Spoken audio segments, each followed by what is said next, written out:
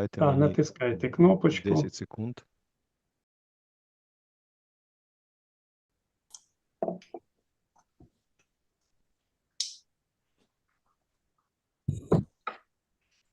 Et c'est Запис commencé. Добрий розпочато. день. Шановні друзі, вітаємо Chers вас amis, на освітньому майданчику двох партнерів. bienvenue Це sur les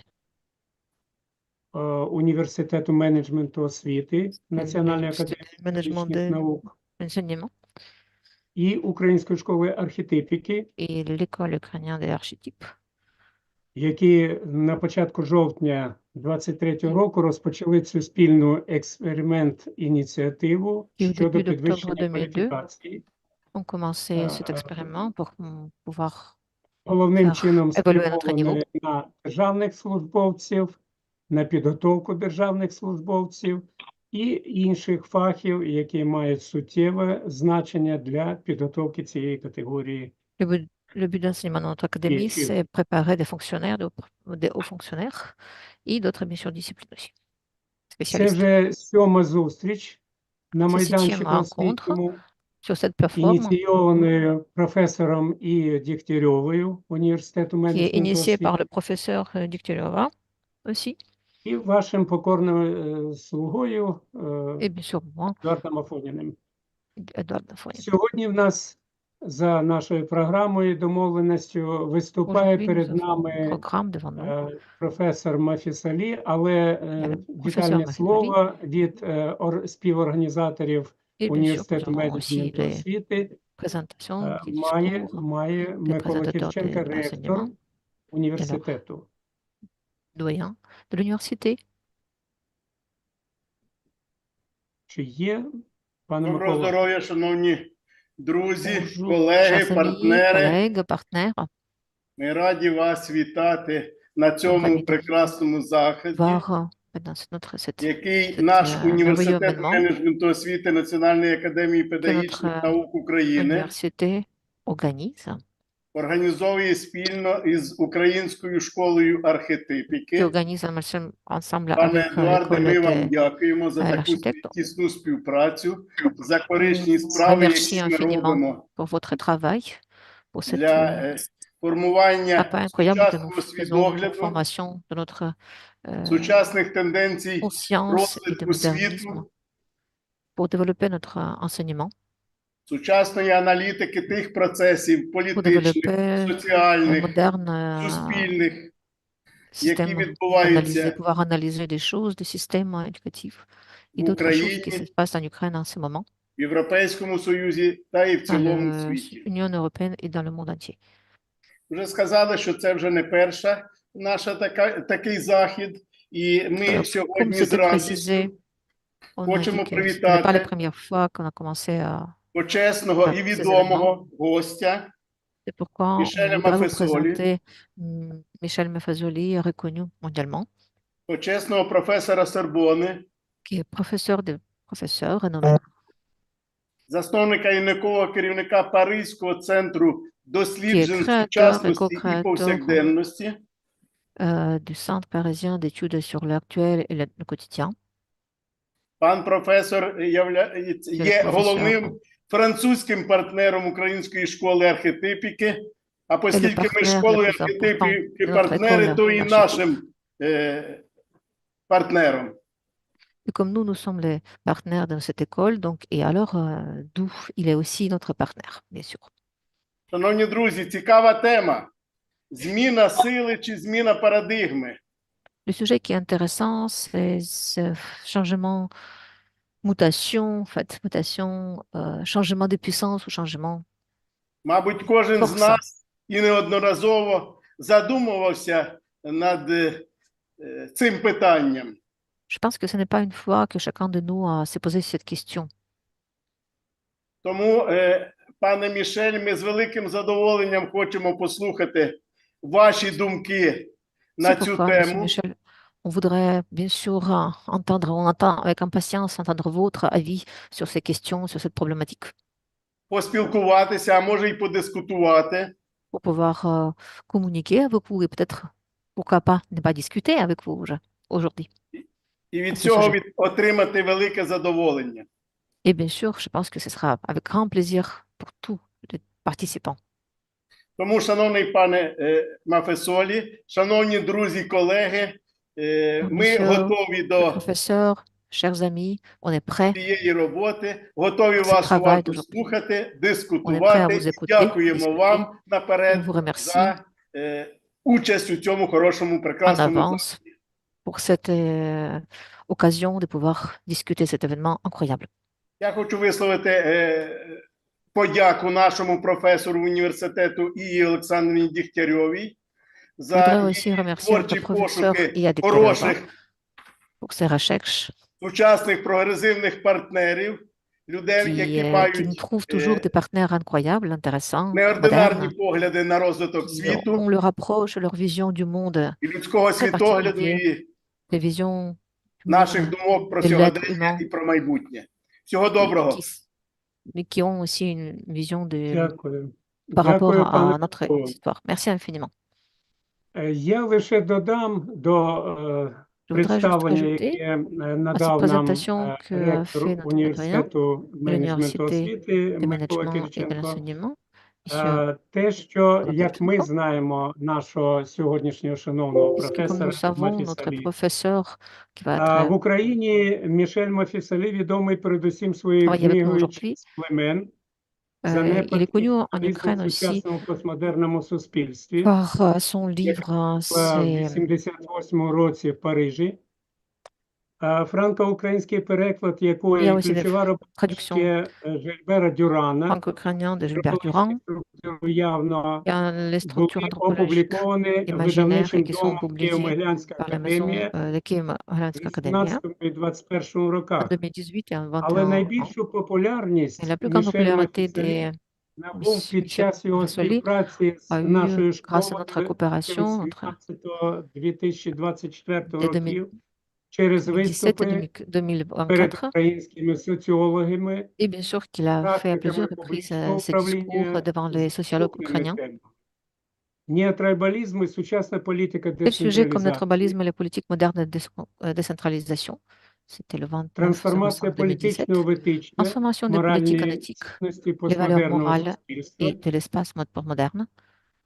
Жильбер Дюран і постмодерна сучасність, Gilbert Durand et modernisme postmoderne. парадигмальне повернення від Retourne sur le сучасного paradigme прогресивізму до постмодерністської прогресивності, de progressivisme moderne au progressivisme postmoderne, цифрова культура і постмодерн, culture numérique et postmoderne, повернення архетипного міфу в le політику, retour de l'archétype en politique, справедлива війна, la guerre juste, порядок із хаосу або установча місія насильства, l'heure du chaos ou mission fondatrice de la violence, ну і нарешті з темою зміна сили чи зміна парадигми, et bien яку sûr le він sujet сьогодні qu'on va aborder представить нам. aujourd'hui, c'est changement des forces ou changement des paradigmes.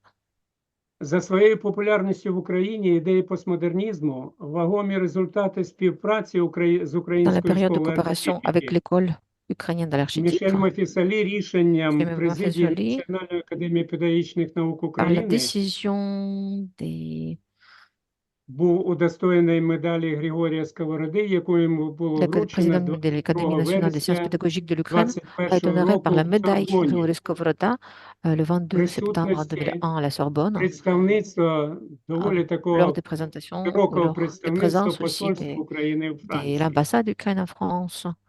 Отже, з великим задоволенням надаю слово Мішелю Donc c'est un Мафісалі, grand plaisir. Je présente vous, Monsieur Maffesoli. C'est à lui а la parole. модерацію нашої зустрічі передаю Константину Ладуренко. Et le Прошу. modérateur de notre événement sera Constantin Matenko.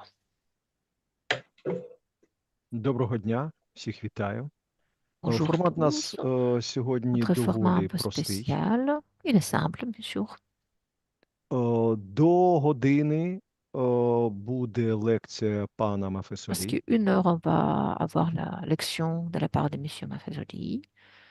Враховуючи формат, пов'язаний з технічними особливостями Prenant en compte перекладу, nos particularités de traduction, Інформація буде подаватися дискретно для того, щоб був зручний L'information va переклад. être présentée très concisément, va être très concis. А потім, в залежності від того, скільки залишиться часу, в Et bien нас sûr, par є rapport à ce que nous avons запитання. pour avoir comme du temps après, on pourra І écouter vos якщо questions. повезе і будуть Et si сили nous у allons avoir шановного la пана chance, et професора, si notre monsieur і у professeur, інших, monsieur може Zoli ще й aura encore de la force et envie, et bien sûr, буде celles des autres, можливим поставити питання vous auriez la possibilité тими, de poser хто des questions, присутній безпосередньо на цій surtout лекції. ceux qui sont présents ici lors de notre événement, qui nous écoutent en direct. Дякую всім гарної Merci à інтелектуальної tous. подорожі. Et je vous souhaite un voyage agréable et intellectuel. Пан професор, вам Monsieur le слово. professeur, à vous la parole. Bien, tout d'abord, merci de cette invitation. Перш за все, я дякую за це запрошення. C'est toujours un plaisir de parler avec les collègues ukrainiens, bien sûr, Це, звичайно, надзвичайне задоволення et surtout, спілкуватися з вами. bien évidemment, dans la situation difficile qui est actuellement І celle de особливо l'Ukraine. з умов дуже складних. Et j'ai de suite, bien sûr, de tout cœur avec vous. За особливо складних умов, які переживає зараз Україна, і я скажу, що всім серцем я зараз вам знаходжуся. Там Alors, також. j'ai entendu les présentations qui viennent d'être faites de cette conférence. Я також почув, що є були презентації цієї конференції, які щойно були Et зроблені. je sais ce qu'est l'objectif de l'école archétypale de Kiev. Я знаю також, яка є ціль нашої школи архетипальної української, так? Ce que vient de dire le professeur Affoning, préparer les fonctionnaires, les chercheurs. Je considère que cela ne peut se faire qu'en fonction de la situation actuelle. То ті цілі, про які розповів пан Едуард Афонін, відбуваються, власне, щодня в кожних цих складних наших умовах, незважаючи на складні умови в Україні. Et d'ailleurs, ça a été et c'est encore l'objectif du Centre d'études sur l'actuel et le quotidien en Sorbonne. Це саме є ціллю студії, скажімо, нашого центру паризького щодо модерності і щодення. S'intéresser à l'actualité, à l'actuel, à ce qui est Цікавитися en présent. актуальним і те, що є зараз, насушним. Alors, c'est en fonction de cela que j'ai proposé avec cette expression latine, translatio imperii, le changement de puissance. Саме тому я в своєму початку своєї презентації, свого дискурсу, я запропонував латинську таку цитату «Трансляцію імперії». En gros, pour rendre attentif au fait, très simplement, qu'il y a une mutation de fond actuellement, qui est une mutation de paradigme. Власне, зважаючи через таку цитату, я хотів звернути вашу увагу, що є така мутація, яка є, власне, зміною самої парадигми. Et alors, on peut le dire d'une manière, au travers de termes un peu plus philosophiques, une transition épocale, c'est-à-dire une transition d'époque.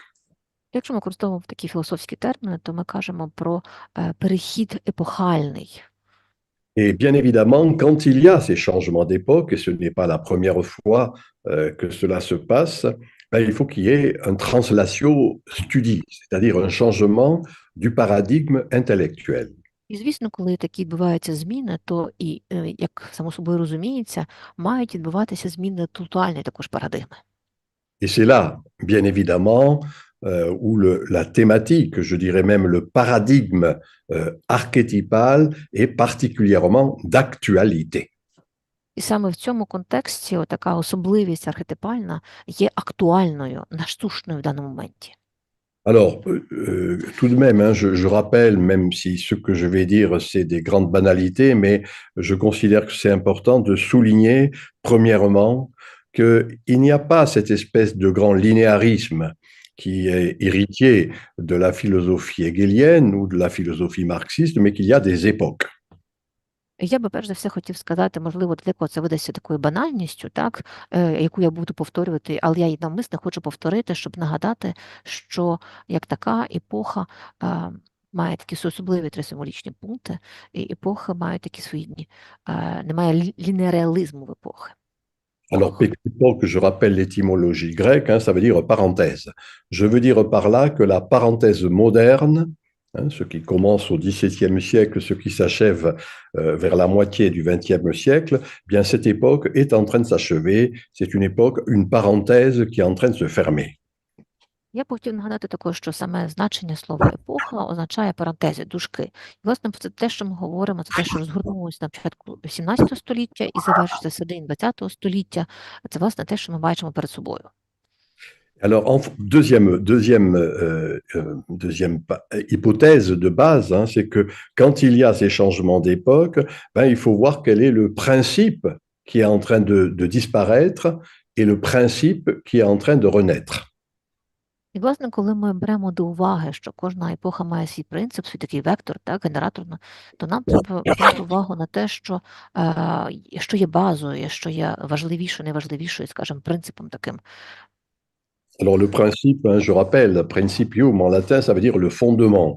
Principe en même temps, princeps, le prince, c'est ce qui fait autorité. Donc, il faut, c'est notre travail d'intellectuel, de repérer ce changement de principe. Pour moi, c'est le problème essentiel, si vous voulez, actuellement, de ce qu'on appelle la postmodernité.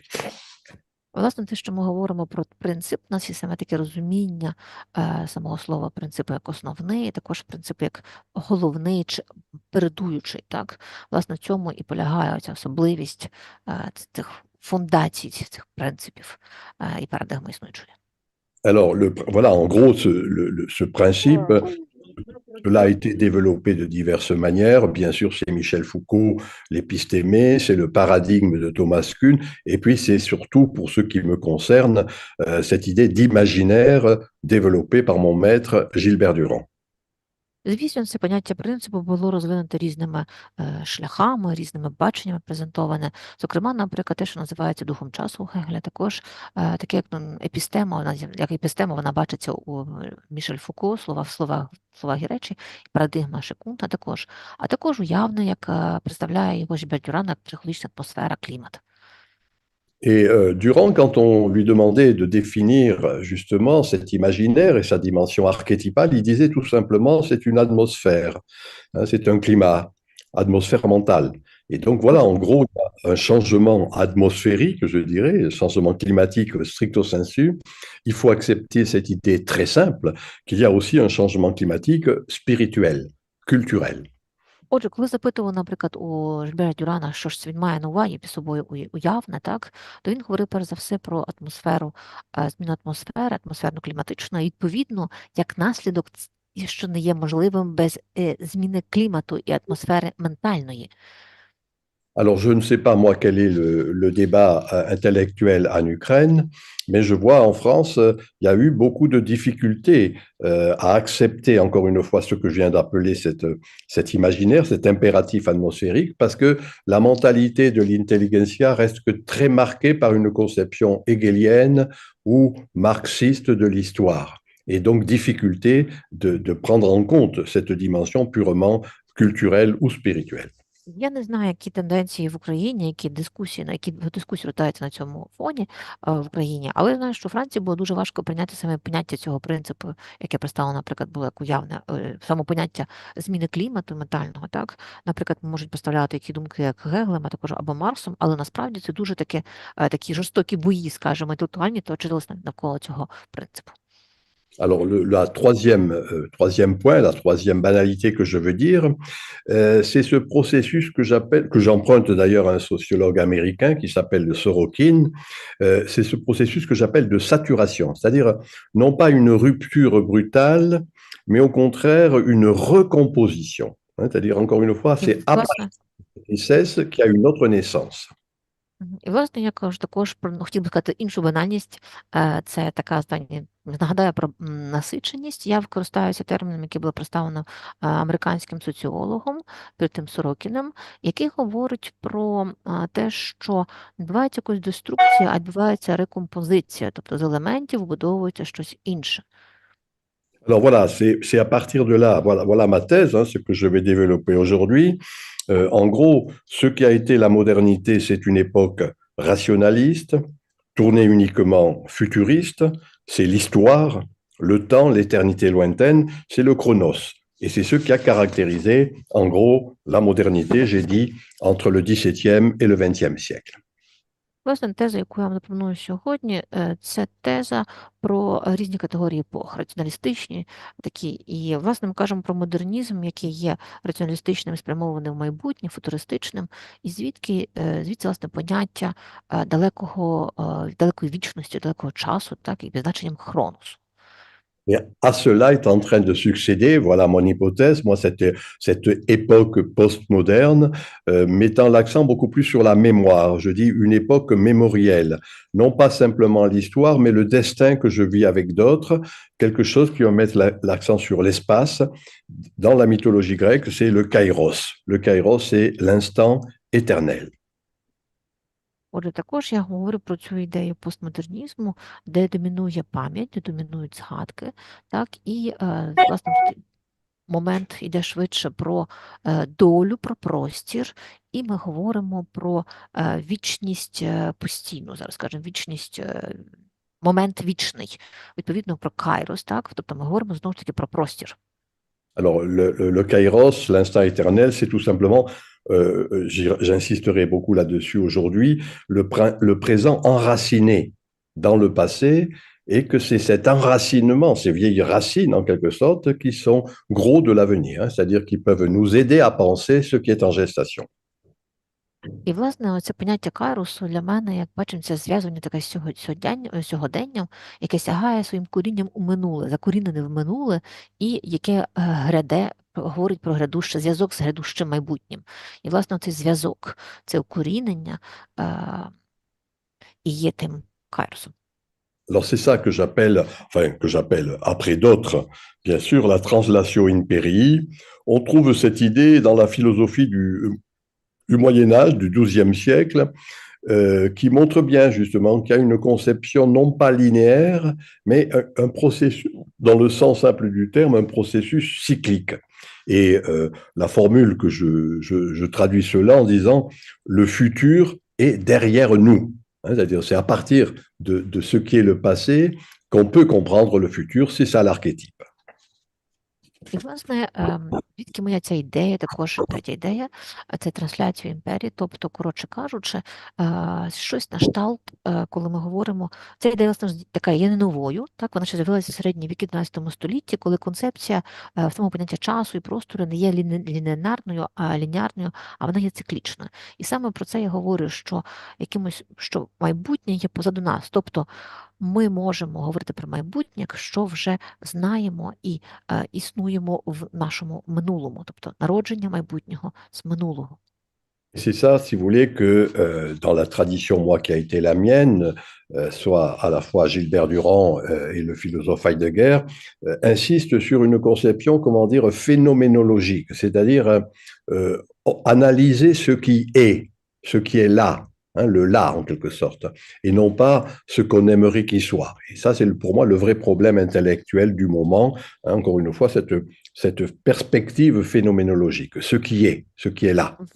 Власне, я базуюсь на тому, що які до мене ідеї для мене є дорогими, це ідеї Жильбера Дюрана, а також Хайдегера, в яких феноменологія – це аналіз того, що відбувається тут і зараз, а не того, що є бажаним, що є якимось ефемерним. Ось звідки поняття, скажімо, проблематика для мене дуже важливою, на чому вона будується. Alors cela veut dire qu'il y a, je le redirai, un décalage, je dirais, entre le pouvoir, c'est-à-dire les institutions, qui continuent à rester sur les grandes valeurs modernes, et la puissance. Moi, je fais une distinction entre ces deux termes, pouvoir, puissance. Le pouvoir, encore une fois, et je dirais la société officielle. La puissance, c'est une sagesse populaire, hein, ce qui en quelque sorte vient du bas et qui a la puissance est traditionnelle. Et elle s'oppose à bien des égards au pouvoir à certains moments. Elle s'oppose au pouvoir institutionnel. Власне, я говорю про існування такої влади, яка є інституційною, яка буде протистояти, скажімо, цінностям чи потужності, яка буде більш іншою.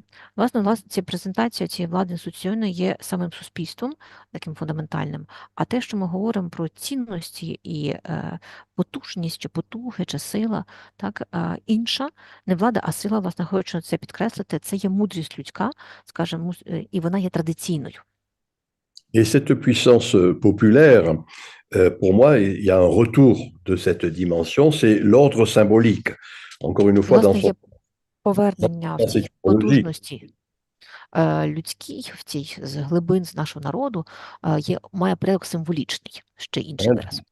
Symbolique, symbolé en grec, c'est ce qui unit, hein, ce qui est en quelque sorte, dans le sens simple du terme, la fondamentale reliance, hein, c'est-à-dire, dans le fond, se reconnaître à partir de l'altérité, à partir de l'autre. І, власне, що означає саме значення цього слова символічний предок, це те, що об'єднує. Власне, що є фундаментальною опорою, так? Таким опорою, що дозволяє пізнавати себе, визначаючи іншого через інакшість. Et c'est ce que j'appelle, et je l'ai dit dans plusieurs de mes livres, une sensibilité libertaire. Sensibilité libertaire, c'est-à-dire, dans le fond, mettre l'accent, et pour moi c'est un peu cela le rôle de l'intellectuel, et du sociologue en particulier, d'être des esprits libres, hein, c'est-à-dire dans le fond quelque chose qui ne va pas se conformer à ce que Durkheim appelait le conformisme logique, ce qu'en France on appelle actuellement la bien-pensance. І, власне, я також називаю, звідки виникає така ідея, це лібертанська чутливість. Про цю, власне, ідею я говорив в багатьох своїх творах, скажімо, своїх працях. І, власне, вона є тою атмосферою, якій ти маєш розвиватися, якій маєш рухатися. І тобто порівнянні з тою розсудливістю, про яку ми говоримо, скажімо, відповідно до Дюркхайма, яка існує в французькому суспільстві, власне, це, що науковець має бути вільним, соціолог має бути вільним духом, вільним інтелектуально і не бути конформістом, скажімо, не підпорядковуватись тому, що йому говорить суспільство. Voilà un peu la grande, je dirais, la grande sensibilité théorique, hein, j'insiste, sensibilité théorique que nous a appris à la fois, bien sûr, Carl Gustav Jung et Gilbert Durand. C'est une sensibilité hétérodoxe, hein, contre en quelque sorte une forme d'intolérance qui est une intolérance dogmatique, hein, l'hétérodoxie contre l'orthodoxie. Власне, ми говоримо про таку чутливість теоретичну цього науковця чи соціолога, так, яка також на які наполягали, власне, і Юнг, і Дюркхайм. І, відповідно, ми говоримо в даному випадку про неортодоксальність, яка супротистоїть ортодоксальності. Voilà, et c'est à partir de cette hétérodoxie qu'on peut comprendre, à mon avis, cette sensibilité libertaire vécue populairement, un relativisme, c'est-à-dire pas une conception dogmatique, mais une dimension, ce que j'appelais tout à l'heure l'ordre symbolique, hein, c'est-à-dire qui est la démarche archétypale. Hein, j'ai dit Jung et Durand, mais c'est encore une fois mettre l'accent sur ce qu'on considérait comme étant secondaire, l'ordre symbolique. І, власне, ми говоримо про цей релятивізм, тобто порядок такий особливий і порядок особливої сили, підхід з підходом архетипним, знову ж таки наполягаю, що це було бачення також як від Юнга, так і від Дюркхайма, так? І ми говоримо про те, що давно відкидалося, про важливість цього символістського підходу перше до бачення світу.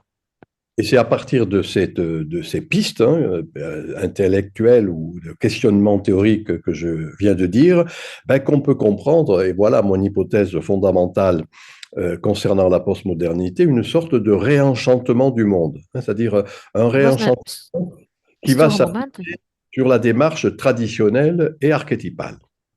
І, власне, з цієї ідеї я би хотів сказати, що мій постмодернізм, який я бачу, його має спиратися на те, що має бути воно керовано підходами архетипними, так, відродження світу, власне, переродження цього світу. І раншантеман, як ми кажемо, зачарування, тобто людина має знову пізнатися і бути зачарована тим світом, який знаходиться навколо неї. Alors, voilà un peu le présupposé de base. Alors, pour bien comprendre cela, je ferai d'abord très rapidement, une petite généalogie, hein, ou une archéologie, si je le dis à la manière de Michel Foucault, pour voir quel est je dirais encore le pouvoir dominant, hein, c'est-à-dire le pouvoir, ce que j'appelais le pouvoir des institutions, ou ce qu'on appelle en français ce qui est institué. Власне, те, що вели такі, скажімо, головні мої ідеї, і тепер я б хотіла знову таки повернутися до того, що називає власне генеалогічний такий екскурс, такий маленький, або як археологічний, як його називає також Мішель Фуко. Це власне підхід до знову ж таки до влади інституціональної, до влади, яка є, скажімо, інституцією. Et alors, l'élément essentiel, je pense, de l'idéologie moderne, de ceux qui ont été les grands systèmes philosophico-sociologiques, c'est le mot savant que je dis, c'est une conception sotériologique. C'est-à-dire qu'il y a cette espèce de tension vers le lointain. La vraie vie est ailleurs. Et c'est cette conception sotériologique qui a marqué la modernité. Те, що лишило слід на модерності, це ідея того, що наша сучасність, скажімо, наше бачення є далеко. Тобто так ми ніби його народжуємо, воно народжується з сьогоднішнього, йде до майбутнього також, і воно є далеким. En gros, c'est-à-dire une attitude qui est une attitude négatrice ou négative par rapport à ce monde-ci, par rapport à la vie, ce que le philosophe marxiste Georg Lukács, ce philosophe hongrois, appelait l'infamie de l'existant. Hein, c'est-à-dire ce qui est existant n'est pas très bien, il convient de le dépasser. Власне, поведінка такого, як науковця чи людей, які проживають сучасне, вони є, скажімо, негативуючи або заперечуючи те, що існує. І, власне, як каже Лукач, сам це ганьба існуюча. Тобто він каже, що те, що існує зараз, це не є добрим, тому нам треба соромитися його буквально. Et on a pu faire ressortir, d'ailleurs, c'est important de voir quelques auteurs que je vais citer, que dans le fond, cette peur du monde-ci, de ce monde-ci, est issue, dans le fond, d'une sécularisation du messianisme judéo-chrétien. Hein, c'est-à-dire non plus la recherche du paradis céleste, mais la recherche du paradis terrestre. Et on voit bien comment c'est cette espèce de conception du lointain, ce non à la vie, qui a caractérisé tous les grands systèmes philosophico-sociaux de la modernité. А, власне, цей страх сушного світу тут, який присутній, він йде здалеку. Це, власне, було пов'язано з тим, що пошук відбувався, пошуку світу не того небесного, селесного, як ми кажемо, а пошук світу цього земного. Так? Оця концепція, воно походить з секуляризації такої ідеохристиянської, так? Де ми маємо знайти рай тут, в нашому, скажімо, на землі. Voilà, trois, quatre noms qui traduisent cela. Carl Schmitt, hein, juriste allemand, parle de la théologie politique. Le philosophe Karl Witt parle de l'histoire et du salut. Et bien sûr, Max Weber, dans son livre fameux décrivant le protestantisme et le capitalisme, parle du désenchantement du monde. Voilà en quelque sorte cette sécularisation qui met l'accent sur ce qui est non pas le passé, non pas la tradition, mais ce qui est à venir. Власне, те, що я хотіла зацитувати декілька ідей, так, це, власне, саме Карлом Шмідтом, він каже з його книги «Політичне богослов'я», так, те, що сучасне, і те, що там, де ми проживаємо, є, скажімо, таким дещо сором'язливим, також соромним. Також є ідея Левіта, який в своїх історіях та порятунок так механізму говорить, що світ, наприклад, також як і там Марк Вебер говорить у своєму творі розчарування в світі, так, в своєму творі повстанська етика і дух капіталізму, все, що підковується розуму, все повинно мати свої причини, так, і що це сором'язливо, соромно в деякій мірі, то нам те, що зараз воно буде розвиватися, це воно знаходиться десь далеко.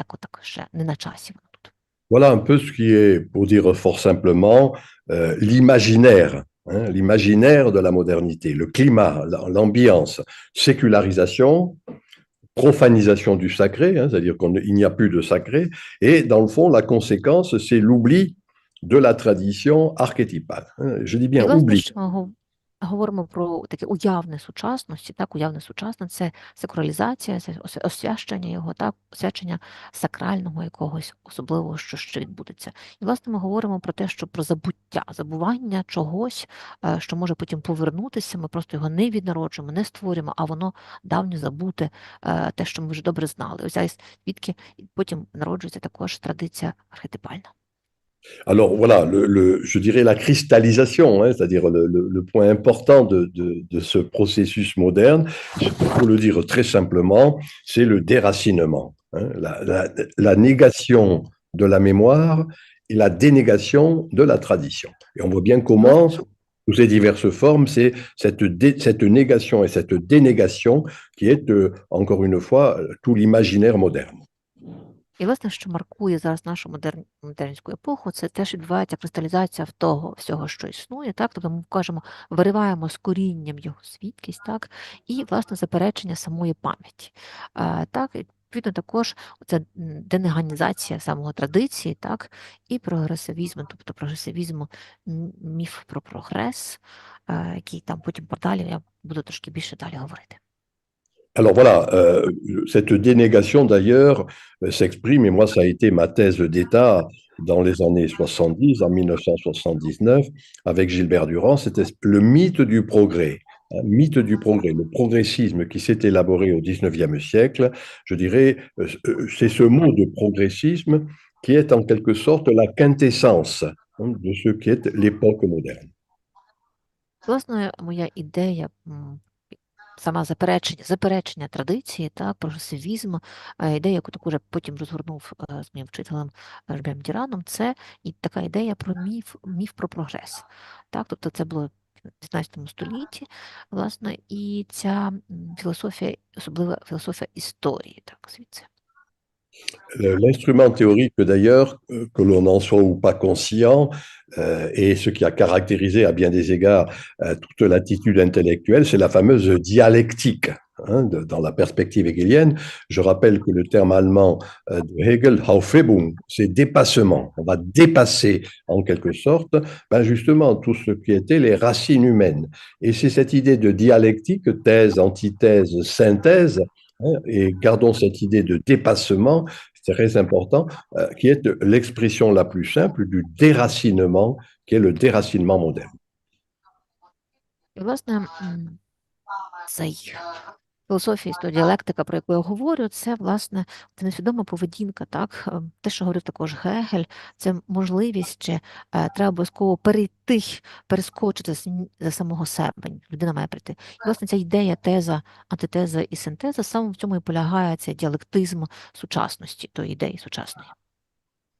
Alors, voilà, très rapidement, voilà en quelque sorte ce qui pouvait constituer l'imaginaire moderne.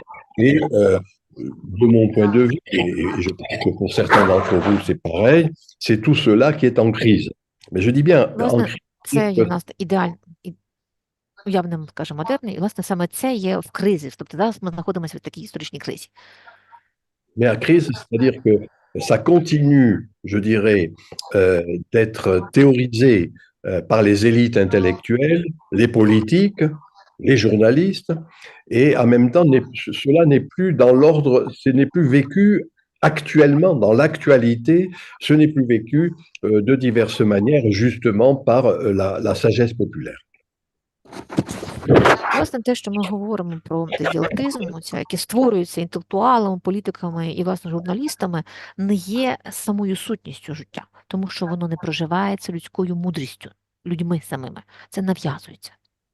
Et c'est là où il y a ce que j'appelle moi une inversion de polarité, le terme que j'ai employé en l'empruntant à Sorokin tout à l'heure, c'est une saturation.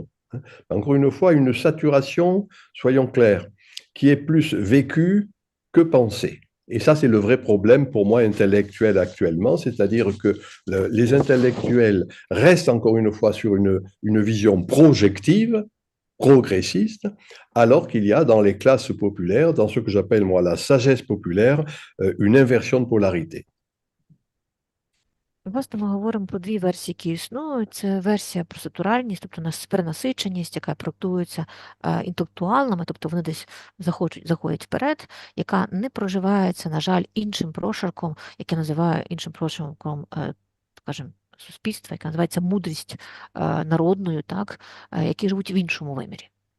Et pour le dire très simplement, cette inversion de polarité, c'est tout simplement justement le retour aux racines. Hein. Власне, ця полярність є поверненням до коріння. Je rappelle cette belle formule d'Auguste Comte, du sociologue Auguste Comte, quand il dit « les morts gouvernent les vivants ». C'est-à-dire, dans le fond, quelque chose qui va remettre l'accent sur, encore une fois, cette dimension ancestrale de la mémoire. Власне, ця гарна формула, яку застосовує Кант, це він каже, що мертві керують живими. Тобто так, от така от закоріненість в минуле повернення. Alors, non pas un progressisme simple, je dirais à la fin, mais une philosophie progressive. Voilà la différence Ми entre le... говоримо не про прогресивізм, а говоримо про філософську прогресивну. Et que c'est ce glissement du progressisme à la progressivité qui se manifeste actuellement par cette dimension un peu apocalyptique, c'est-à-dire le désordre, la violence sous ses diverses modulations, et que c'est en quelque sorte le signe, cette violence, et pour moi le signe d'un décalage important, encore une fois, entre l'officiel et l'officieux. Власне, це зсування парадигми від прогресивізму до прогресивного говорить про існування такого, скажімо, може, такого в повітрі, такого політичного апокаліптичного всесвіту, в якому ми зараз живемо, де откровення, апокаліпти говорить про те, що як ревеляція, тобто так, откровення, коли ми відкриваємо апокаліптичне, яке, власне, перекладається як откровення, як те, що ми, може, не пізнава, не маємо і не усвідомлюємо. І, власне, в неформальному цьому суспільству ми говоримо про те, що цей перехід є поступовим. Et une manière de réfléchir à cette société officieuse, je cite une expression latine du professeur Gilbert Durand quand il disait « il faut être attentif à ce qui est homo latomus », c'est-à-dire l'homme caché en quelque sorte. Ou alors le philosophe et sociologue allemand Georg Simmel parlait d'une manière un peu romantique du roi clandestin. C'est-à-dire qu'au-delà de ce qui est le roi officiel, il y a un roi clandestin et il est important de le repérer pour comprendre l'époque. Отже, ми говоримо про таких дві ідеї, які перш за все висуваються, перша з них висувається Жбером Діраном, який говорив про існування омолотамуса, тобто людина, яка є прихована, тобто та, що схована, ми не знаємо цілком її, а також німецьким філософом Зімелем, який говорить про короля такого підпільного, таємного, бо є інший король, який є неявним, так? І, власне, в цьому оця цікавість нашого існування. Et c'est à partir de là qu'on peut comprendre, en effet, cet imaginaire de la postmodernité, qui est pour moi une reprise de valeurs pré-modernes. Pré-modernité, post-modernité. C'est ça, dans le fond, qui caractérise la postmoderne.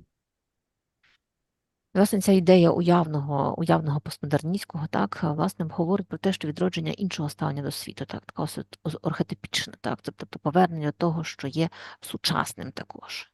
Саме з нього народжується сучасне. Alors, j'ai dit les racines, c'est ça qui est important, et c'est la reviviscence, je dirais, d'un autre rapport au monde. Moi, j'ai parlé à cet égard d'une écosophie, le propre de, j'ai pas dit écologie, j'ai pas dit économie, je dis écosophie, qui a une dimension véritablement archétypale. І, власне, я наполягаю на тому, що ми говоримо про коріння і наше ставлення до світу. Я не кажу там якесь там аморфне, так, там, чи якесь інше фантасмагоричне. Я кажу про екозофію, тобто наше ставлення до того, як воно є, до нашого світу цього, який існує. Cette idée d'écosophie reprend une proposition de Gilbert Durand, ce qu'il appelle la trajectivité, c'est-à-dire le trajet anthropologique.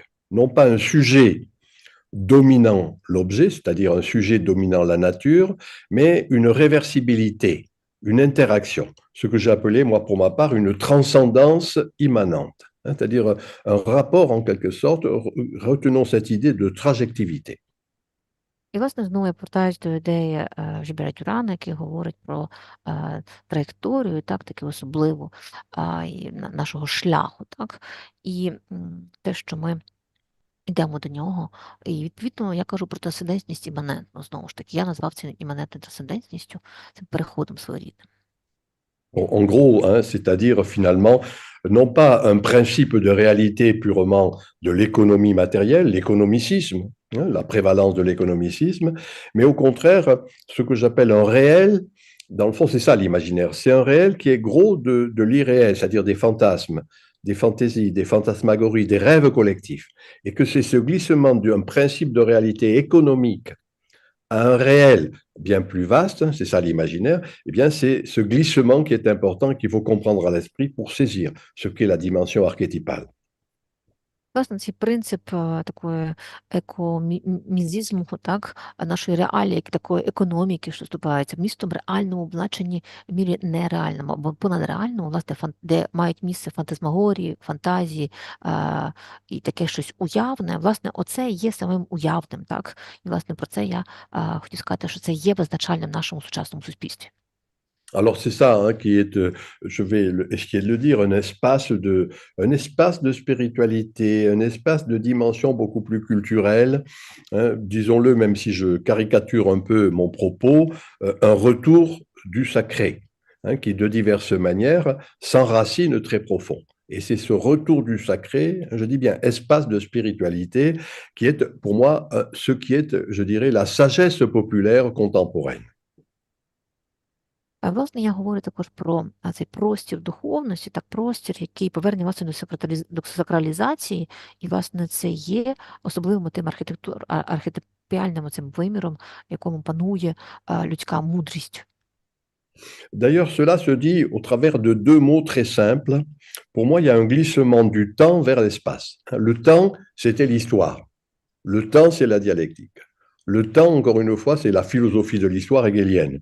L'espace, cette spatialisation, c'est ce que je dis, moi, le lieu fait lien. C'est à partir du territoire, et l'importance du territoire reprend, encore une fois, quelque chose qui est non négligeable pour bien comprendre ce qui est en jeu actuellement. Non pas l'histoire, mais l'espace. Власне, ми говоримо про час, який існує, так, і перехід такий поступовий від часового розуміння історії, як до просторового, на якому базується, яке неможливо, це просторове бачення світу неможливе без території. Власне, що зараз ми бачимо, розігрується на території також. У вас? Alors l'espace, ben voilà, l'espace c'est quelque chose qui, je dis en français le lieu fait lien, mais retenons cette idée de territoire qui moi me paraît important, c'est-à-dire une espèce de cristallisation de l'imaginaire, du ludique, de l'onirique, hein, c'est-à-dire de ces rêves collectifs qui constituent la tradition, qui constituent ce que j'appelle moi la mémoire immémoriale de l'humanité.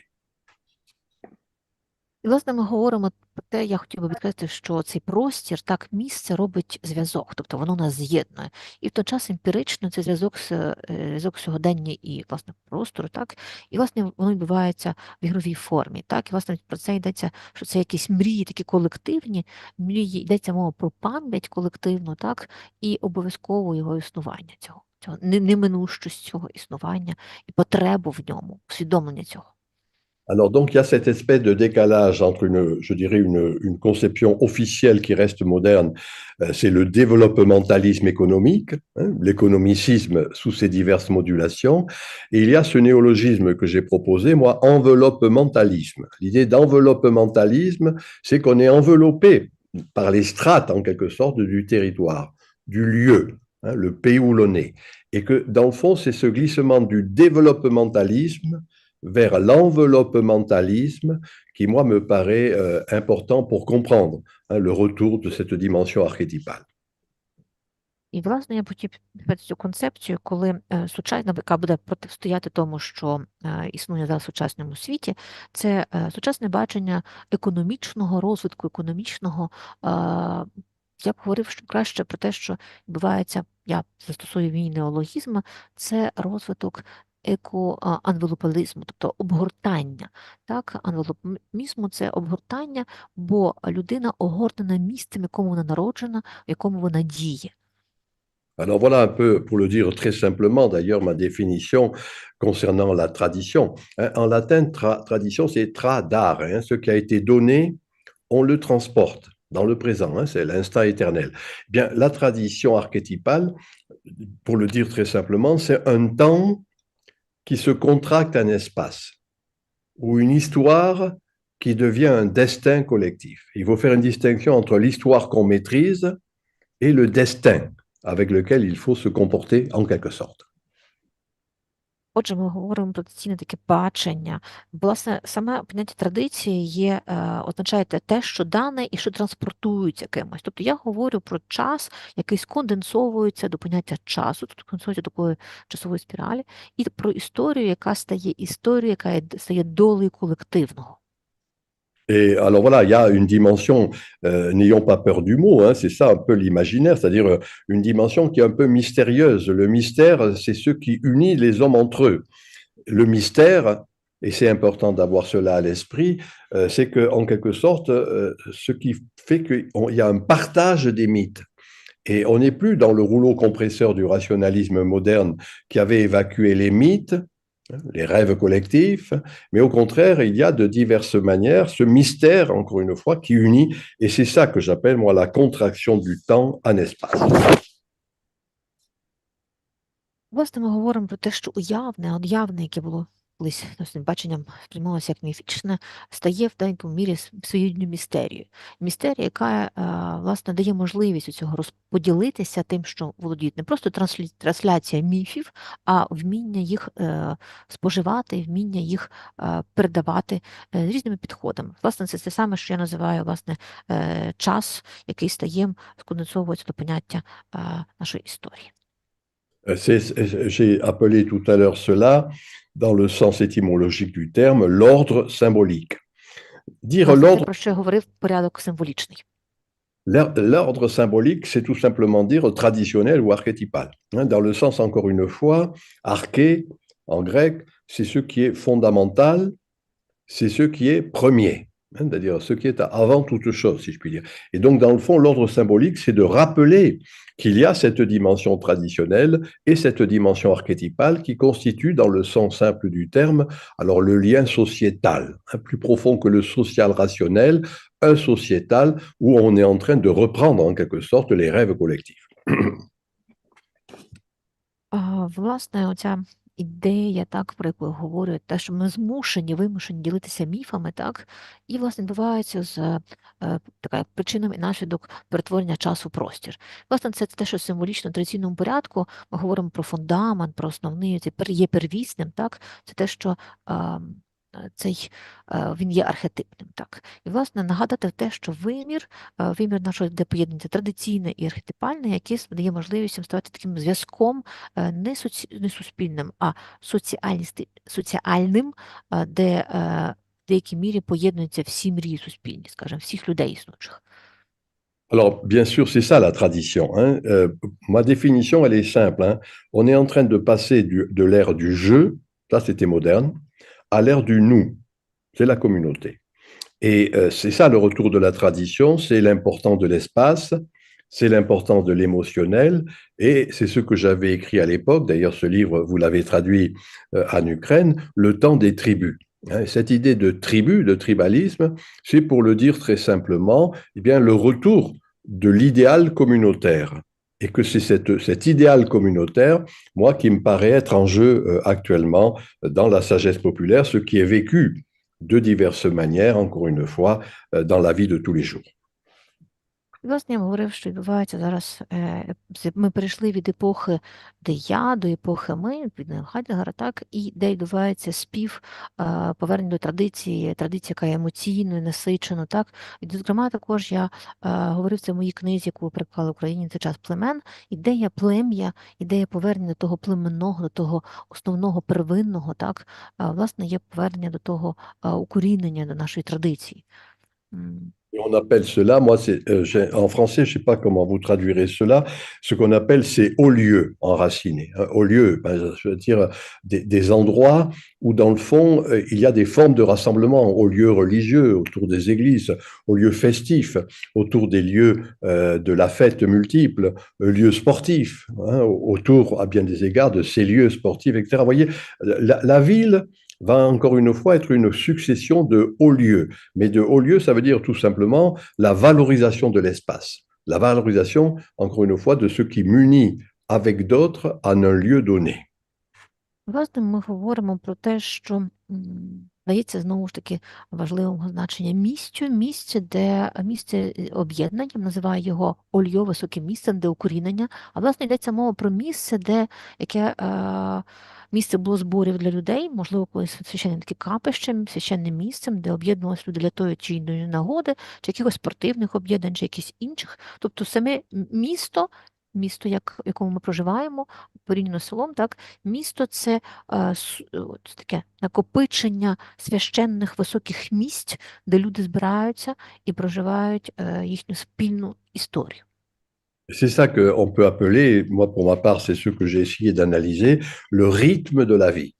Un rythme de la vie, non pas une vie uniquement tournée vers l'avenir, c'est ce qui était la grande tradition hegeliano-marxiste, mais quand je dis rythme, se rappeler du grec réo, ça veut dire un écoulement à partir d'un point fixe.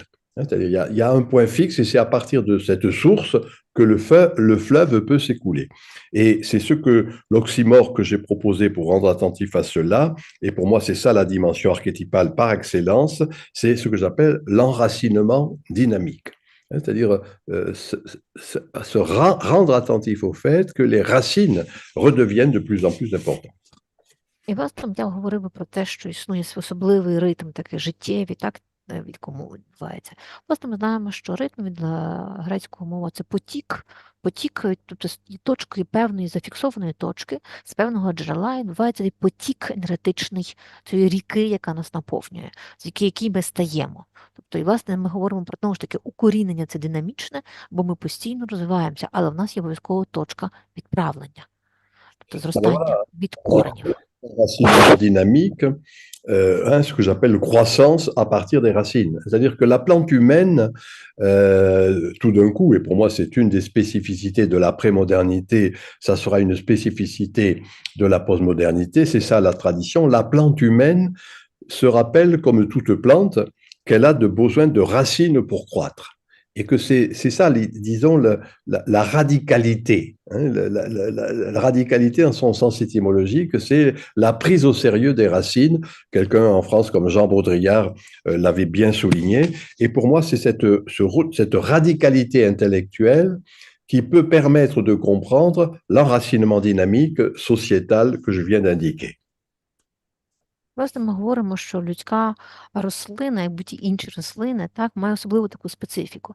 Ця специфіка, як ми, знову ж таки, підкреслюємо, вона властива нашому постмодернізму, це те, що ми, як і інші рослини, знову ж собі нагадуємо, що для того, щоб розвиватися, для того, щоб розквітати, ми потребуємо занурення, мати коріння. Без нього ми не можемо. І, власне, ось цьому особливість такого радикалізму інтелектуального, що ми мусимо зануритися в наше минуле, в наші архетипи, для того, щоб мати можливість розвиватися надалі. Alors voilà un peu ma définition dans cette dimension archétypale, ma définition de la postmodernité.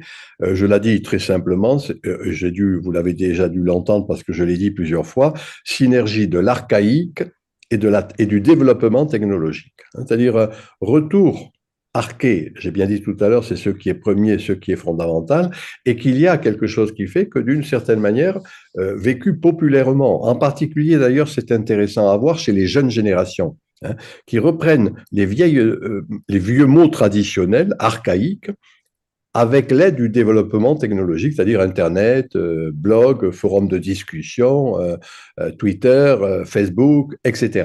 Et que, en gros, c'est cette synergie qui me paraît être en jeu actuellement, justement, dans la postmodernité, enracinée dans ces dimensions archétypales. І, власне, ми говоримо про особливу таку синергію архаїзму технології. Тобто, якщо я маю на увазі це, я говорю про особливе таке визначення постмодернізму, для мене це синергія, яка починаючи з коріння. Тобто, наприклад, як прожити загальним, скажімо, спільним таким уявним колективним або колективним, так, як молодь, наприклад, бере знову давні архетипні, скажімо, слова або архаїчні слова, і завдяки сучасним технологіям, там, Фейсбукам, там, різних, там, Твіттеру, вони використовують наново ці слова. Тобто йдеться мова про, знову ж таки, синергію, яка неможлива без коріння, без занурення в минуле і без цих соків, які йдуть звідти, для насичення свого майбуття. Et voilà, moi, ce qui me fait, j'ai signalé tout à l'heure que Max Weber, dans son très beau livre sur l'éthique protestante et l'esprit du capitalisme, avait bien montré comment, dans le fond, le propre même de la modernité, c'était le fameux désenchantement du monde, hein, qui évacuait en quelque sorte toutes les traditions spirituelles, culturelles, religieuses, etc.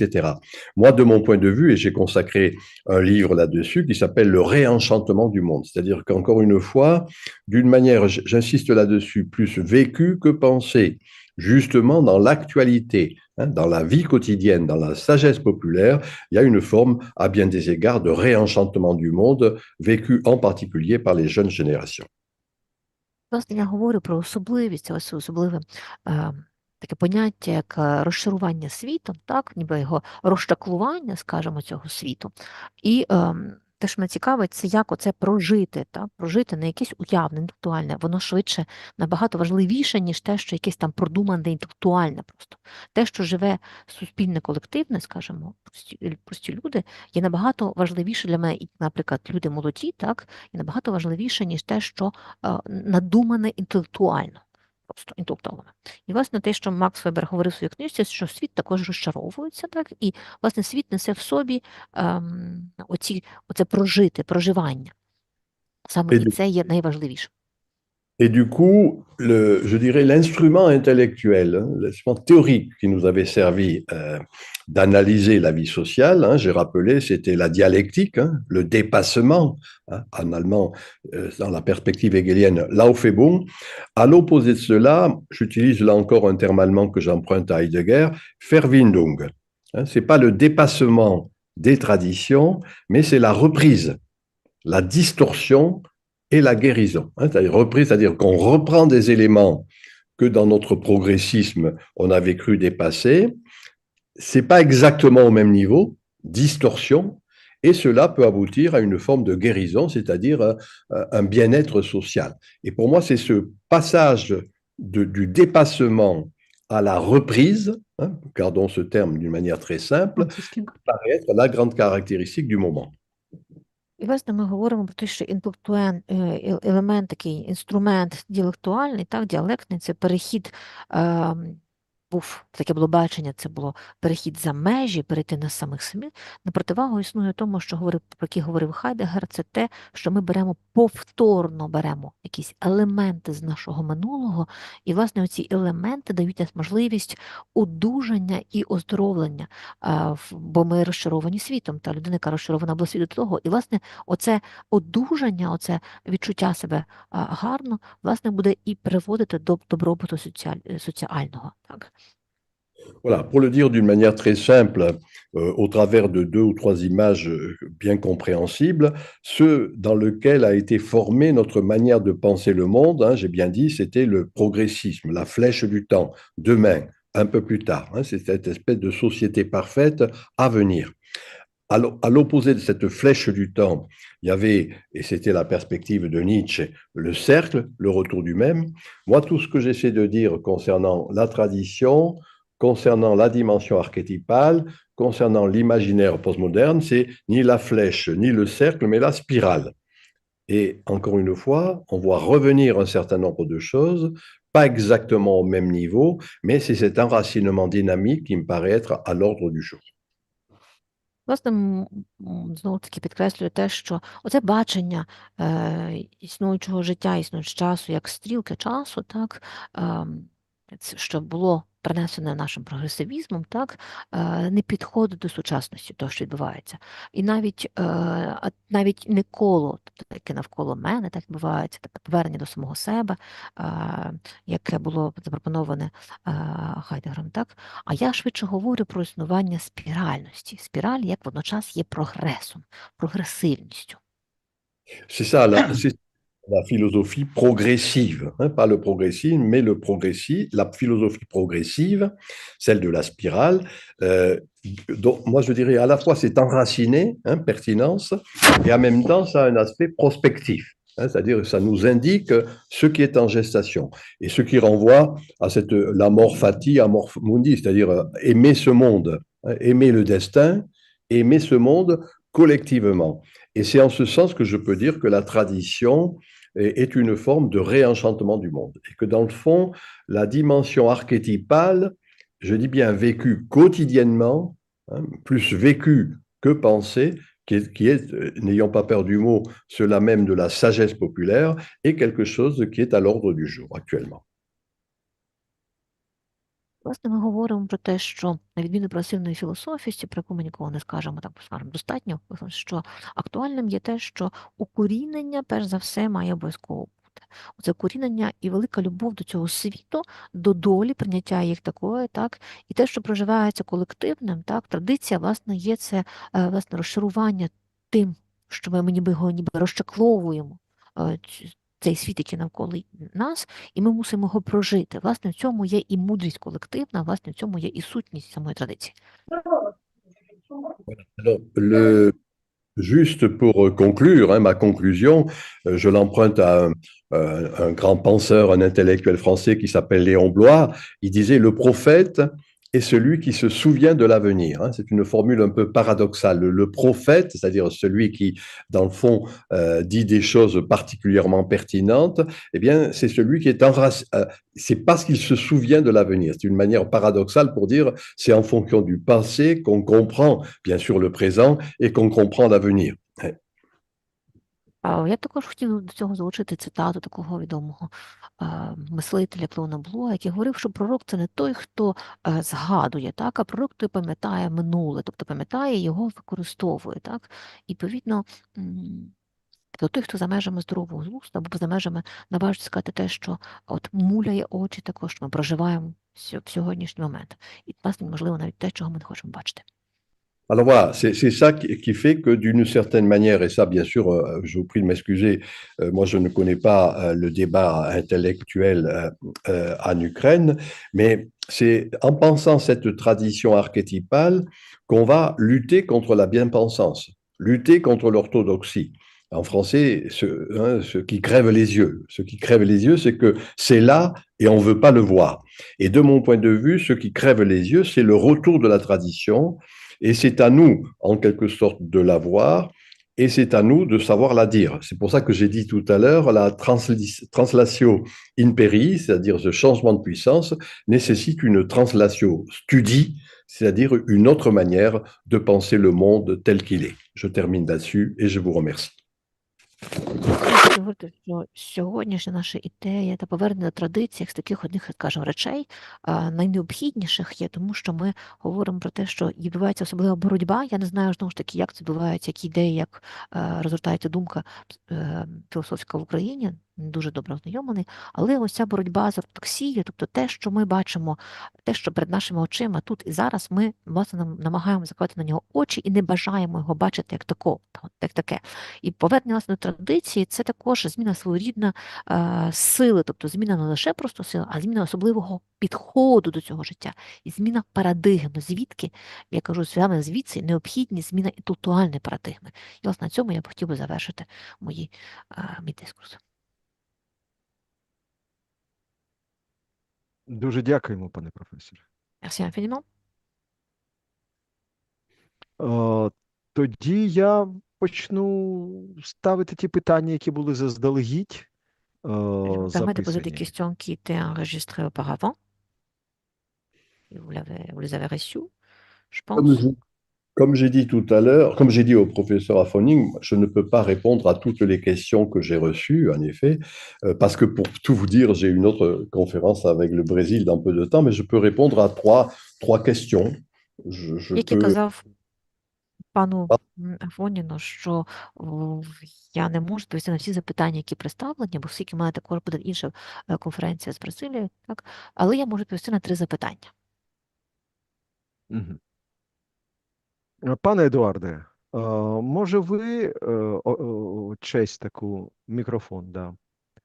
Я, в принципі, не зовсім розумію зараз, або я правильно розумію, пане професоре, що ви не на всі запитання готові зараз Тільки відповідати? 3. Чи Тільки 3, тільки тому що 3, є тільки 3 наступна запитання? Est-ce que je comprends конференція. bien que vous pouvez répondre juste à 3 questions, c'est tout? Oui. Ну, з 25 поставлених 3 вибрати не так просто. C'est assez Хтось compliqué de себе choisir буде parmi les відчувати, 25 скажімо, juste 3 questions. обіденим. La question 4 m'intéressait beaucoup. Четверте питання мене дуже цікавило. Тобто, Четверте. Які кращі практики цифрової c'est quelles культури sont les ви meilleures pratiques numériques, c'est ça? рекомендували б Pour студентам recommander aux étudiants ukrainiens українських вишів для застосування в навчальному процесі? pour C'est четверте mieux запитання, s'orienter dans якщо le processus d'apprentissage. C'est bien ça, la question? Oui, oui, c'est Так, ça la саме question. так, саме так. Donc là, c'est-à-dire que ça, c'est un sujet très important. C'est l'aspect paradoxal du moment actuellement. Hein. Le Це, власне, paradoxe, таке аспект парадоксальний моменту. c'est-à-dire que ce que j'ai dit tout à l'heure, il y a la reprise de paramètres archaïques, et pour moi, c'est pas péjoratif, hein, de paramètres archétypaux, et que curieusement, ces paramètres archétypaux trouvent le développement de la cyberculture. Hein, c'est-à-dire, dans le fond, tout simplement, des forums de discussion, des blogs, des Facebook et autres Twitter. Alors donc, je crois qu'il y a là vraiment quelque chose qu'il faut réfléchir. Et vous avez compris, c'est un peu paradoxal.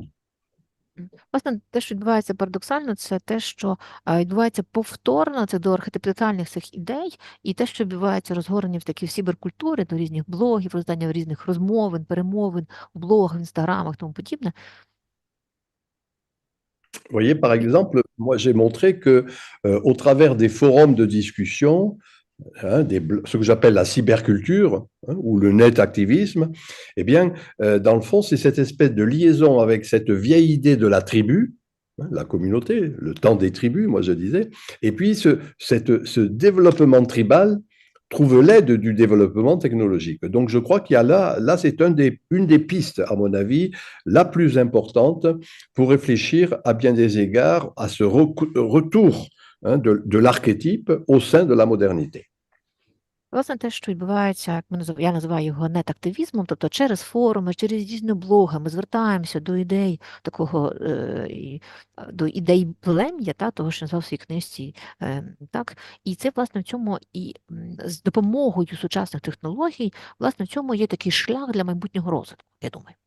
Ce qu'on voit très souvent sur ces réseaux sociaux, c'est par exemple des mots, je ne sais pas comment vous les traduirez en ukrainien, mais c'est des mots comme solidarité, générosité, entraide, partage. Hein. On pourrait trouver des quantités de vieux mots, je dirais, archétypaux, hein, encore une fois, ce qui caractérise à ces formes de solidarité organique, solidarité de base, et que ce sont ces vieux mots archétypaux qui sont de plus en plus développés par ces jeunes générations grâce, encore une fois, à la cyberculture. Власне, що ми можемо спостерігати в цих обмінах на форумах, на блогах, те, що з'являються такі ключові слова, які, власне, належали до архетипних. Це солідарність, це щедрість, це співдопомога, взаємодопомога. Це те дуже цікаво, тому що це парадоксально водночас, тому що ми говоримо про ті ідеї, які були колись, існували, але ми через новітні технології знову звертаємося до них. І, власне, це вони розвертають, призавставляють сучасне наше покоління і суспільство, власне, ось це. Alors, par rapport à la question, oui, moi je crois que tout à l'heure, le professeur Affoning, tout au début, disait qu'il s'agit de préparer, hein, encore une fois, fonctionnaires, chercheurs, en fonction de ce qui est actuel. Eh bien, ce qui est actuel, c'est ces processus de réseau. Hein, encore une fois, pour moi, c'est du tribalisme postmoderne dont le tribalisme, c'est une vieille tradition, hein, c'est traditionnel, et que cela trouve l'adjuvant du développement technologique, la cyberculture, sous ses diverses modulations.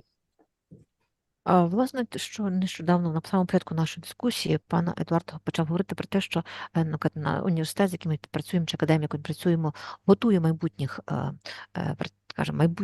майбутнє покоління. І, власне, оці майбутні покоління, вони розвивається на тому, що я назвав би його трибалізмом постмодерним. Тобто вони закорінені в минуле, закорінені в ці, знову ж повертаються до цих ідей солідарності, традицій, так, ідеї плем'я, взаємодопомоги, колективного і з допомогою, знову ж таки, сіберкультури, так, тобто цієї сучасної культури в належному шляху.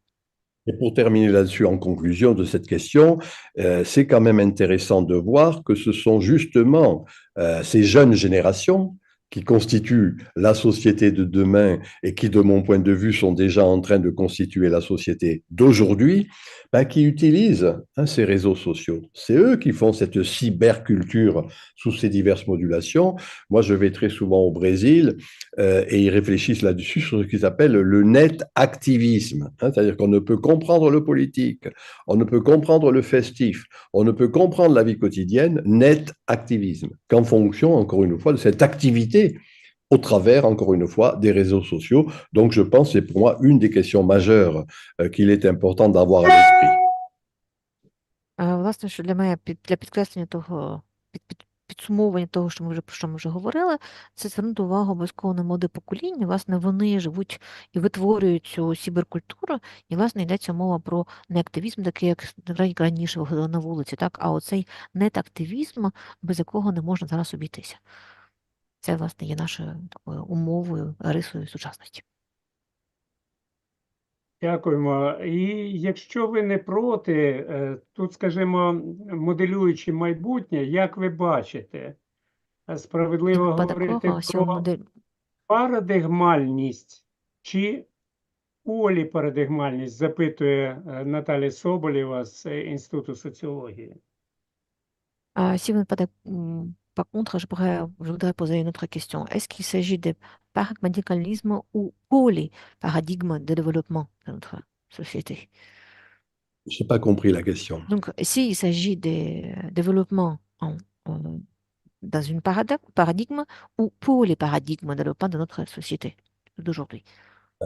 Pour moi, il y a une liaison. C'est parce qu'il y a un changement de paradigme concret dans la vie sociale qu'il faut réfléchir à un changement de paradigme intellectuel. C'est ce que j'ai dit tout à l'heure. Те, що я хотів говорити, це те, що зміна, власне, відбувається в суспільстві, вимагає зміну на рівні інтелектуальної парадигми. C'est parce que, dans le fond, il y a cette dimension archétypale qui revient, voilà un paradigme social, qu'il faut avoir un paradigme intellectuel. Et la réflexion archétypale, j'ai bien dit, Durand, Jung, ce que vous faites également à Kiev, c'est en quelque sorte, je dirais, la réponse intellectuelle à une réalité sociale, une réalité populaire, ce que j'appelle moi la sagesse populaire. Donc oui, il y a un changement de paradigme vécu, concret, et donc du coup, il faut avoir un changement de paradigme intellectuel.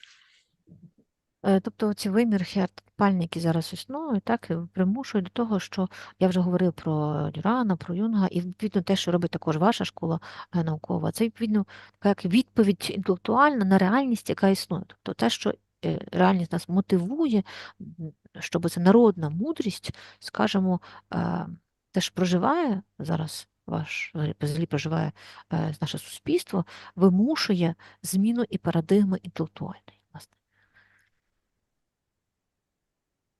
Ну і було б справедливо надати слово, задати вживу запитання із тих учасників, які тут на майданчику є. voulu aussi proposer à ceux participants qui sont là présents, si vous êtes bien d'accord, de donner la parole, qu'ils puissent poser les questions aux gens qui sont là présents en vive, qui vous écoutent. Avec plaisir, oui. Bien sûr, звичайно. То прошу, друзі, готовий хтось з вас задати запитання. Qui parmi vous est prêt à poser les questions?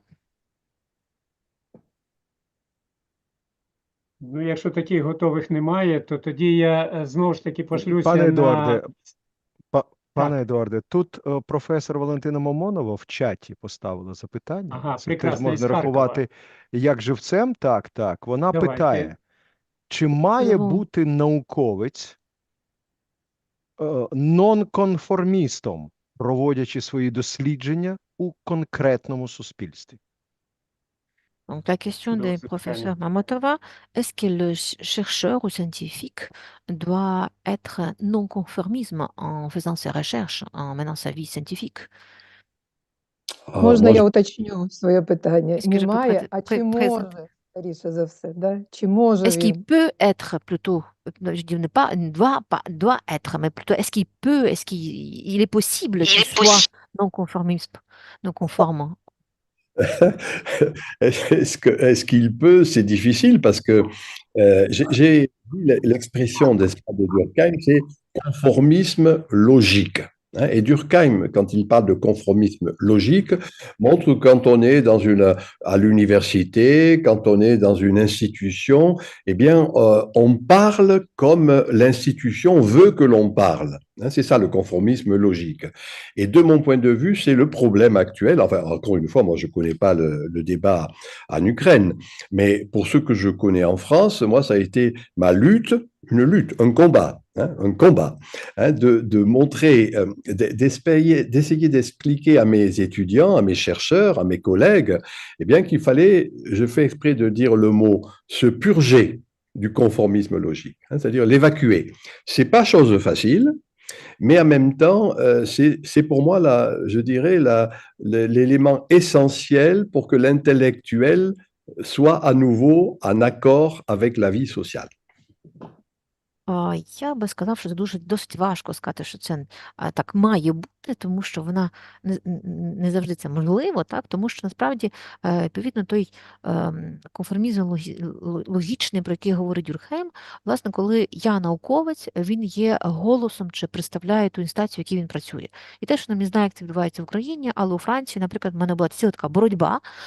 Я намагався донести моїм студентам, що, власне, людина, яка науковець, який хоче представляти, науковець, який хоче мати інтелектуальний, скажімо, такий розвиток і просувати в цьому, він має проходити особливе чистилище, тобто очищення від тих нав'язливих ідей, і, власне, це є визначальним елементом. Якщо ви хочете розвиватися, скажімо, як науковець, треба бути не залежним від того, що вам нав'язують інстанції, а проживати тут і зараз те, що вимагає суспільство, те, що проживається, тобто відповідно до потреб і того, що не надумане, а те, що проживається і життєве, і вимагається на даний момент самими людьми і самим суспільством, реаліями, актуальністю.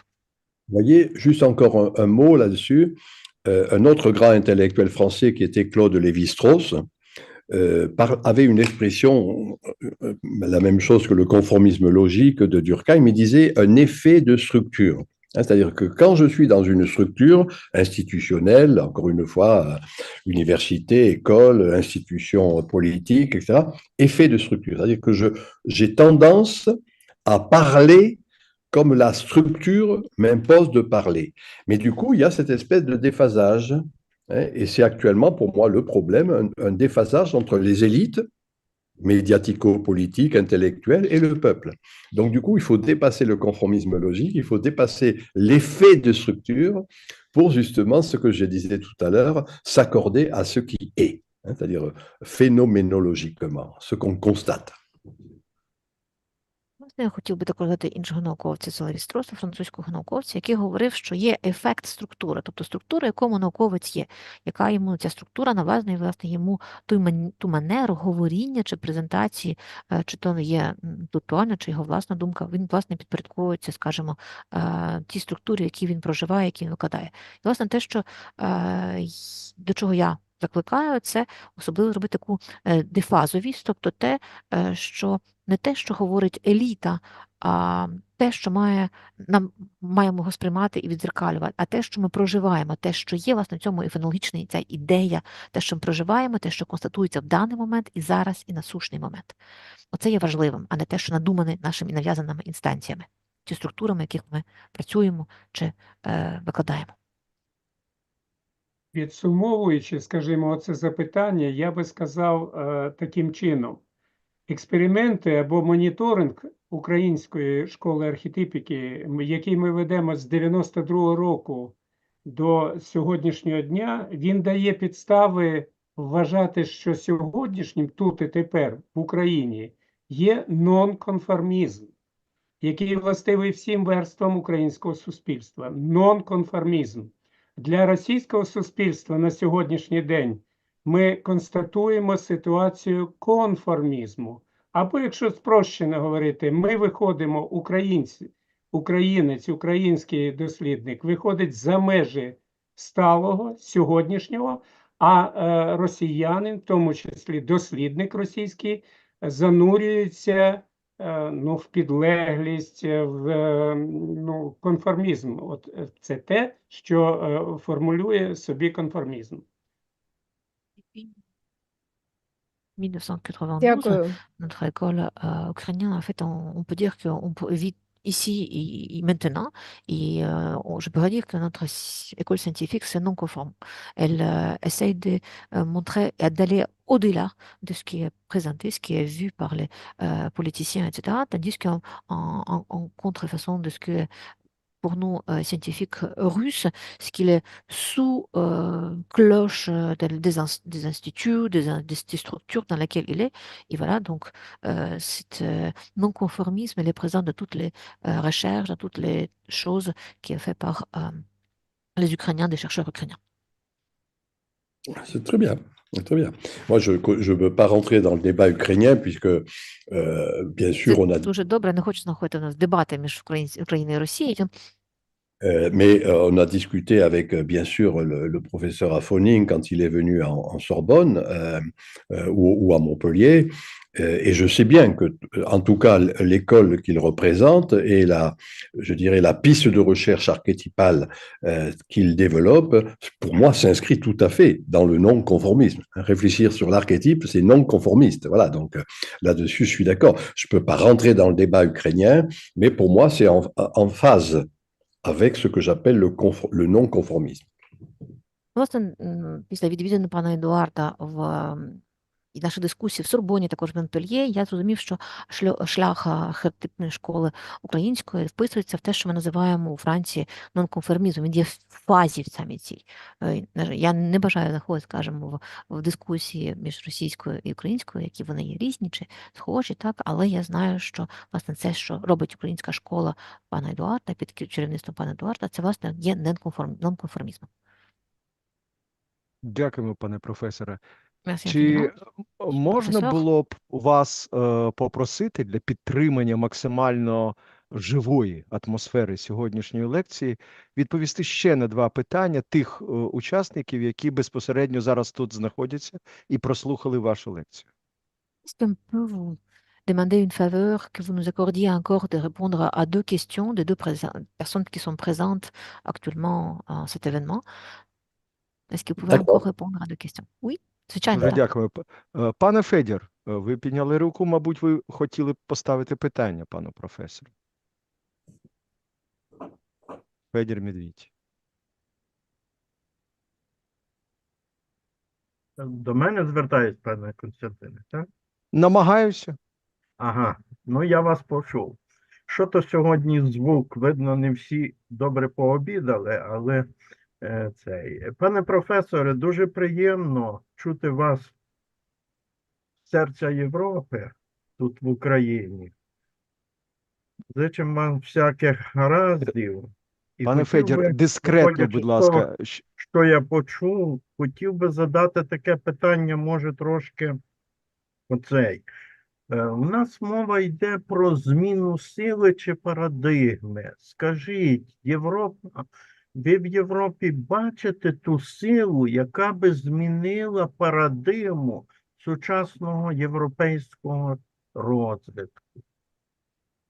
Дякую. Alors, vous qui, monsieur le professeur, vous qui vous êtes au cœur de l'Europe et qui représentez, on va dire, pour nous l'Europe, est-ce que vous pouvez dire que, on parle justement, notre sujet c'est changement des paradigmes ou changement des puissances, est-ce que vous voyez en Europe cette force qui pourrait changer le paradigme même?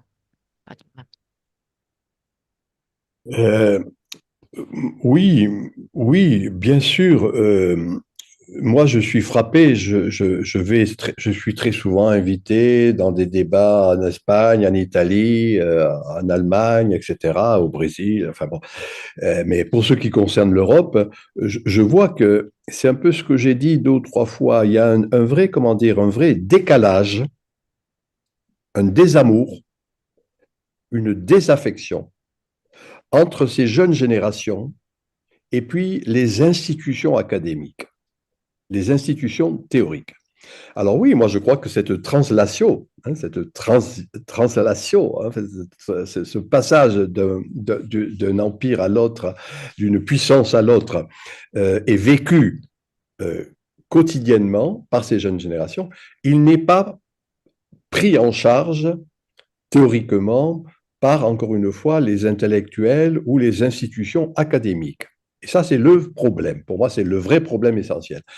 Mais maintenant, je suis frappé quand même de voir que de plus en plus, ces jeunes générations, et il faudra insister sur ce mot que je vais dire, imposent, imposent leur perspective, vécue, encore une fois, quotidiennement, qui ne se reconnaissent plus, encore une fois, dans ce qui est imposé par la dimension purement académique.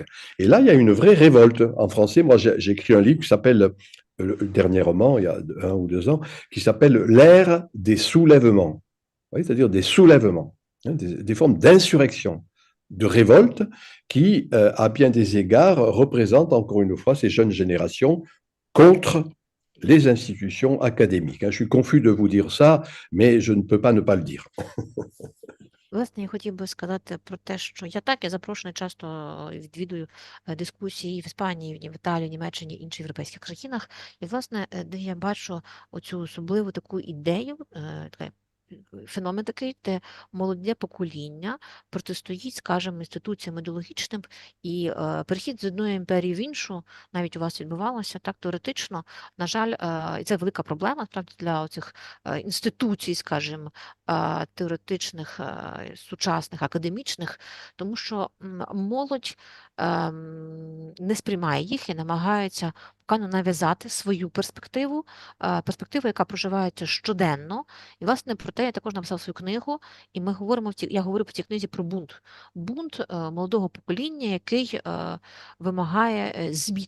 Тобто це епохальні зміни і прохання до іншого, і похід до іншого, не прийняття академічного ідеологізму, скажімо так, інституційних інституцій. Останнє тоді на сьогодні питання. Людмила Гусарчук хоче Дякую. спитати у пана професора, які труднощі, на його думку, були ключовими для Наполеона під час реформи державного управління на Корсиці? Alors, la question qui est, c'est quelles étaient les difficultés pour Napoléon, l'empereur Napoléon, pour la réforme qu'il a fait en Corse? Je n'ai pas compris la question. Est-ce qu'il y a des questions? En fait, la question consiste, quelles étaient, à votre avis, les difficultés pour l'empereur Napoléon, d'accord, les plus grandes difficultés, quand il a fait la reconstruction ou qu'il a fait les changements administratifs en Corse? Oh, c'est un problème compliqué, ça. Це проблема дуже складна. Je pense que Napoléon avait finalement oublié la Corse. Мені C'est-à-dire здається, що врешті-решт він забув був Корсику просто і все. dans le fond, la Corse était son pays. C'était là où il Це була était, його країна, там він народився, c'est là où il avait passé sa jeunesse. і де Mais- він свою молодість. Comment dire cela? Il a été obnubilé par le jacobinisme parisien. Le jacobinisme parisien, c'est-à-dire dans le fond la structure verticale venue de Paris. Et de ce point de vue, oui, il a oublié son pays. Quand je dis son pays, c'est-à-dire il a oublié la Corse. Et du coup, il a en quelque sorte appliqué à la Corse ce qui étaient les règles élaborées à Paris, je dirais d'une manière un peu provocante, parisianique. C'est-à-dire, là, voilà, le vrai décalage. Et le problème, c'est qu'actuellement, les Corses, maintenant, là, depuis quelques décennies, mais de manière importante maintenant, sont en train, en quelque sorte, de rappeler l'importance du territoire. Hein, l'importance, encore une fois, du lieu, ce que j'ai appelé, moi, en français, le lieu fait lien, hein, c'est-à-dire de l'endroit où l'on est. Voilà. En gros, Napoléon a été un bon empereur français et pas du tout corse. А ми можемо сказати, що Наполеон знаходиться під впливом такого жаконізму вертикальної під вертикальною структурою, яку він перехопив у Парижі. І, власне, те, що він інвестував на Корсиці, це була такі правила, скажімо, з Парижу або парижанські. Так? І, власне, оця велика така розбіжність між тим, що була Корсика по своїй суті, і те, що він намагався нав'язати їй, так?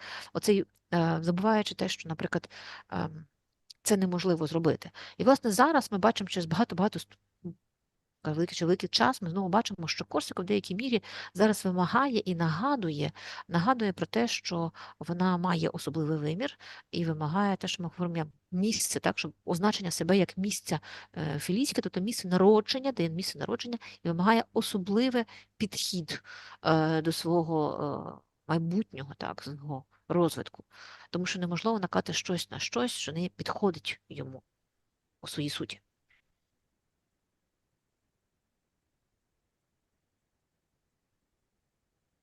Ну що, Дякуємо. друзі, да. Я хотів би обов'язково додати, вибачайте, пане Едуард. Ні, все гаразд.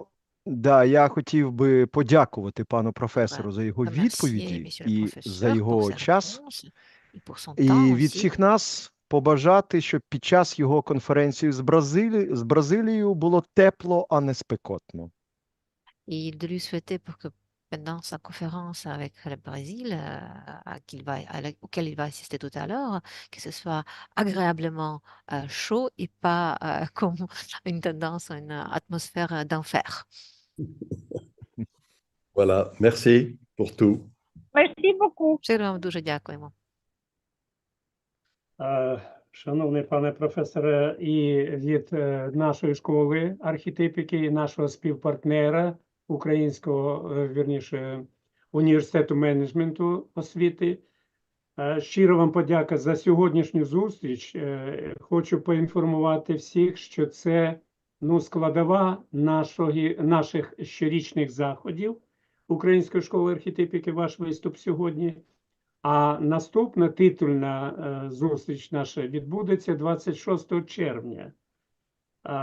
Будемо сподіватися, що ті думки, які принесуть на той майданчик, які будуть пов'язані з безпековою проблематикою, я думаю, що це буде, так би мовити, корисним і доречним для України.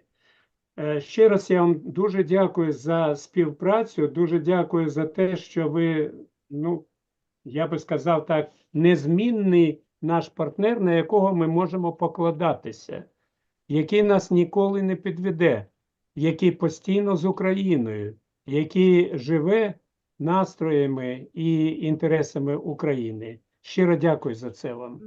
On voudrait vous Madame Michel. remercier infiniment de tout notre cœur parce que tout ce que vous faites pour nous, tout ce que, même cette discussion-là que nous avons eue aujourd'hui, c'est un élément très important de ce que fait l'école, notre école d'archétype et université de management, parce que ça nous permet de nous développer en fait, et aussi ça nous permet aussi de voir que malgré la situation qui est maintenant dans notre pays, vous continuez à rester avec nous intellectuellement et avec tout son cœur. Et bien sûr, on espère que le 26 juin, on va se retrouver pour une autre problématique qui va évoquer la question des problématiques de sécurité. Et on espère que de vous voir avec nous ce jour-là. Merci encore une fois pour votre participation. Donc, encore une fois, je vous remercie parce que c'est toujours un grand plaisir de parler avec vous. Bien sûr, en juin, vous pouvez compter sur moi. Sachez également, je vous le dis, que le 14 et le 15 novembre, il va y avoir un grand colloque à la Sorbonne. Donc, vous êtes invités, bien sûr, l'école archétypale est invitée à venir présenter des communications 14 et 15 novembre de cette année, il y aura un colloque sur l'imaginaire et le quotidien. En tout cas, merci pour tout et puis j'espère qu'on se reverra bientôt en juin et en novembre. En juin en Zoom et en novembre à Paris. Звісно, з великим задоволенням я прийму участь у нашій дискусії 26 червня. Так, а я також би хотів запросити і нагадати всім, що 14 листопада 2024 року у Сорбоні велика дискусія буде навколо уявного та актуального, реального. Тому я вас запрошую також приймати участь в цьому заході, де ви могли представити свої ідеї також українські. Дуже щиро вам вдячна також за таку можливість сьогодні мати дискусію разом з вами. Au revoir. Merci.